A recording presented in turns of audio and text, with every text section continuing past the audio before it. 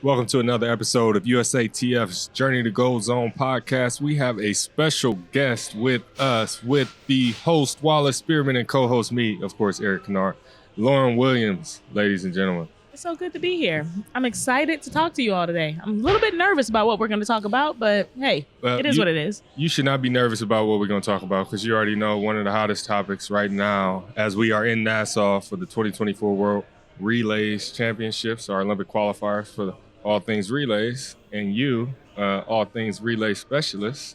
We're going to talk a little bit about some relays. Oh, I can talk relays. I can definitely talk about some relays. I want to know where the bodies are buried because I know you ran on a couple of relays yourself, so I want to know some dirt about some experiences you may possibly have had in your career. Oh, I got dirt too. You want to get right into it? Let's go. 2005, I'm going to say, is the juiciest gossip of all time, I think. Okay. So, there's this way that you set up relays. Wallace, how do you do a 4x1? What hand do you start the race with and then switch to? You start left, the right? Right, left. Okay, right, left. You agree with that? Elementary. I think we learned that when we start running track in middle school, something like that. Okay, great. I'm glad we have established this. So I make the team in 2005 and we head off to Helsinki, and I did not win to make the team. So I think I got third. I don't even know. I just know I didn't win. Latasha Colander won.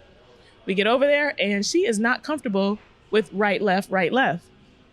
So what do? I don't know. We switched the whole relay around and everybody was taking it in the wrong hand practicing. We were practicing our relay to go out and win the world championships. This is a real live story. Person? Y'all said y'all wanted the juicy gossip. I'm giving it to you. So right. This is what we did. The tea is Hold on, I got a question. Who the hell was the coach? I already know who the coach was, but I'm not with Let's just keep going with this story. So okay. So what had happened next was I won the world championship. So she said not only is she not comfortable taking it in the correct hand, the normal way that we do relays, but she also picked where she wanted to run. So she chose where she wanted to be, and then we all worked around that. So I went and I won the world championship. I practiced like I was supposed to. Did it in the wrong hand. Won and showed up at practice. Now, this is a couple of days before we compete, guys. We've been there for a while. We've been practicing because you should be practicing. And then it was since you won and you get to choose what you want to do, I'm now the anchor leg, and I'm going to switch it back to everybody taking it in the normal hand because that's how we should run relays. Did y'all finish the race? We won. What? Okay. Yeah. Y'all was but you can imagine, like you said, I'm here. I know a lot about relays. There's a lot of controversy about me and relays. 2004, it didn't go so hot. 2008 didn't go. I mean, I'm going to call it out. Y'all were going to call it out, right? Do you care to talk about 04? Because I want to know about that one, too. How you going to come on here talking about I'm worried about these 5 questions? Then just dive right off talking about it. Off the Richter scale. Like you weren't going to talk about nothing. Let's do it. Wanted to make sure that you understood that there's a lot of drama. Athens, right? Athens. Okay. Mm-hmm. That didn't go well. What happened? What happened was... Y'all saw the tape, what do you think happened? I think somebody left a little early. Okay. And then I think somebody called stick, and then they didn't slow down, but I'm not really sure... What was practice like? Were handoffs great before, or?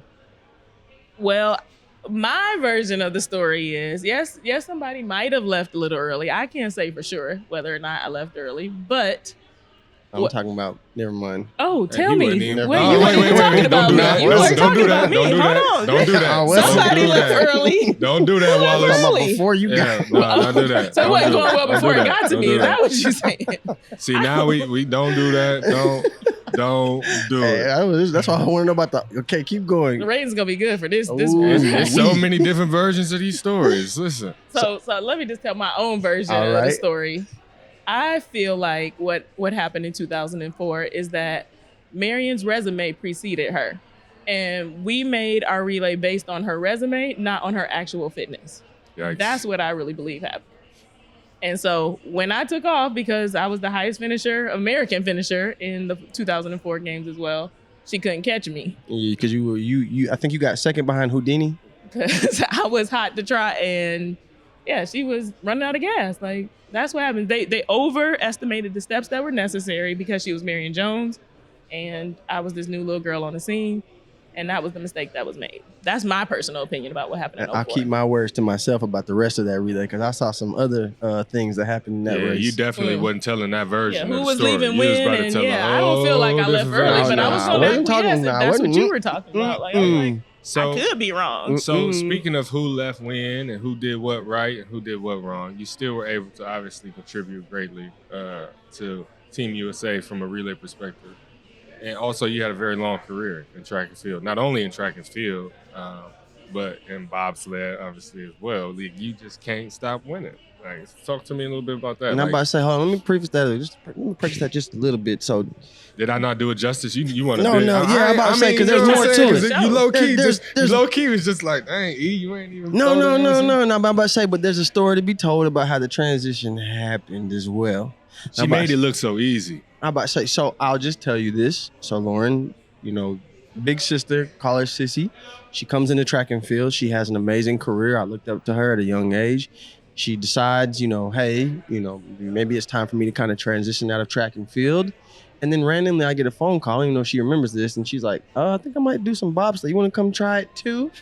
Oh, you trying to get Wallace out there on the ice? I don't remember that. You ever seen Wallace dance? Because she knew I would follow her anywhere, maybe reluctantly, but still I would. I might have just been saying like, hey, we should be thinking about retiring now.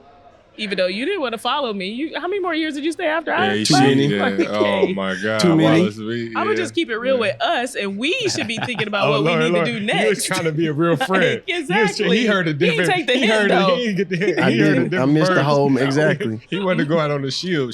And I'm about to say, I'll take it a step further. I don't know if she remembers this or not, but I actually was coming home from a track meet, and she was going to a competition. I think they had got stuck, and we were in Chicago, so I got to meet her and then some of her teammates in the airport. Do you remember that? No. I do. So I'm meeting these people for the first time, and she's telling me about bobsled, and they're like, "Oh yeah, you should come try it." We crash at least once. Oh no. Have you? Okay, now go ahead. I'm about to say, but please do touch on if you've ever crashed in your bobsled career too. I did ride on my head, and I retired shortly after riding on my head. Yes. It was very traumatic. And we're glad you survived that crash. Yes, I was not concussed. My brains were not rattled to the best of my ability. I am completely normal, and I got out before my brains could be rattled. So. But you're stunning the whole world because if I'm not mistaken, you did something that no one had done before. Oh, I'm the first American woman to medal in both the Summer and the Winter Olympics. Is that what you're talking about? Mm-hmm. Yes, that is accurate. Yeah, good luck with that. And you did it after people actually tried to do it. So it wasn't like, you know what I'm saying? I'm just... There are other people who tried. You were right. Why y'all got to be like that, The gentleman that did it was in 1932, a bobsledder and a boxer. Eddie Egan, I believe is his name. Like Tommy Egan from Power. You know what I'm saying? Dang. Anyways, back to the laps that you ran on the track. So, if you can put anybody on the relay, from any generation of athlete, and you have to be one of the ladies, who are the other three ladies? Who are the other three ladies you're going to run that 4x1? All right. So, this is probably going to be controversial. Everything I said is going to be controversial. It's you fine. started off when you get retired, you just say, it is what it is. I told the truth, though, and I didn't really, drag anybody. I just told the truth. So, here's my relay. I'm gonna jump it off. So I'm gonna come out the hole, leg one. I'm going to hand it to, you guys are not gonna be ready for this one, Sonia Richards-Ross. Ooh, SRR. Y'all didn't see that coming. SRR. I didn't see that coming. But I didn't see that coming. When but I know y'all was, got y'all bestie. Right, this is my friend. And they was like, oh, you picked your friend. I know, but Sonia got real deal Holyfield with sprinting at one point. I remember she ran 10.9. Right. She ran 10.8. Yeah, but say still running 400s at the time too. We were in China, and I was not the first person to the finish line. I was like, wait, what? This is not your event. What are you doing? Oh, she put one of them down there. I was never going up to 400. So. Okay. But we saw Allison go different directions. 4, she came down to the 1. I think Sonia, decided the 100 was not for her, but we talking about heart. That's an important part of the relay. Chemistry, important part of the relay. Like somebody I can count on. I'm putting Sonia on my 4x1. Right, absolutely. Right. Are you running the first leg with your right hand or your left hand? I'm running the relay with the correct hand. Thank you. The traditional way that we run relays. Like, golly. We're not going to take it in a way that's not efficient. Like the whole thing about being a 100-meter runner is you like efficiency. I want to get from point A to point B as efficiently as possible. That is why I'm a manager on the relay team. I like to see things done efficiently. Let's get to wherever we need to go. Let's do what we need to do in a manner that doesn't waste a lot of time. Like, I'm not going to do the relay the wrong way because it doesn't make sense. It's time wasted. It's effort wasted. We are not going to be as fast as we could possibly be. Like, I'm not doing that. And for some of you all who maybe don't know so much about track and field or sprints, the first leg runs with the baton in their right hand because the first leg is running around the curve and you want them on the inside of the curve. The baton stays in the middle of the track and moves as fast as possible the entire time. So right, left for your second leg on the outside, back to your right on the inside of the curve, and then back to your left. That's why we just think that's, I don't even know. That is just mind-blowing. It's normal and efficient. Exactly. So back to your relay. This First, educational moment was brought to you by Wallace Spearman, Lauryn Williams, USA Track and Field. USA Track and Field Coaches Education can be found on usatf.org. Please tune in and learn more about track and field and the events and all the diversity that takes place there. Back to the relay. Third leg. Bianca BK Blaze. Ooh. I already knew you was going to say that. Saucy. You didn't know I was going to say BK. I did Why? not. Why did you think I was going to say London. BK? Why? London. She did kill it. Need I say more? I mean, BK is yet another person that like you can count on. She is going to scrap. She's going to take it to the grave. Like, yeah, hands down. She's going to show up when the time is ready. And really might fight out there. Right, and really might fight out there. You like, look, you like spirited, very confident. Lauryn trying to fight. Hey, Lauryn want to I know wanna win. if we going out there, either we going to win or we going to fight. We Who's our gonna win anchor- or we gonna win? Who's That's our it. anchor leg? Who's our anchor leg? Let me see if you can guess it. Nah, I ain't guessing. I went a little old school on this one. Okay, then I'll guess. Go ahead. Closure. Nope. No. Older school or MB or a little mid? EA Sports. It's in the game. Those initials, but not the sports part. Evelyn Ashford. Yes. You went I older know school. my I mean, sissy. older school. I know my track. Y'all see that? I wasn't even born. Yeah, that's my anchor leg. Nah, Like, that's it's simple. that's a generational. You stuck to one generation, low key though. Like, you Ain't nothing did. wrong with I that. did. It's her She was related loyal run. to, and she was loyal to the soil. She was loyal. But it's not a traditional relay. I don't feel like anybody else would have. It's not traditional. That's true. That's true. Like 'Cause you how could've often picked have I been anybody. picked when you ask other people this question? Nobody picked Lauryn Williams, but y'all can count on me. All right, we're talking about efficiency right now. I'm about to say, I will comment that prior to her departure from the sport, Lauryn did everything right. She made sure she had somewhere to go, something to do. She transitioned very well. And speaking of efficiency, you have a podcast called Worth Listening, but you also have a financial planning business called Worth Winning. That is accurate. I named my company because I feel like so many people focus on only the winning piece of the puzzle. And there's more to life that is worth winning than just like the race, the accomplishment.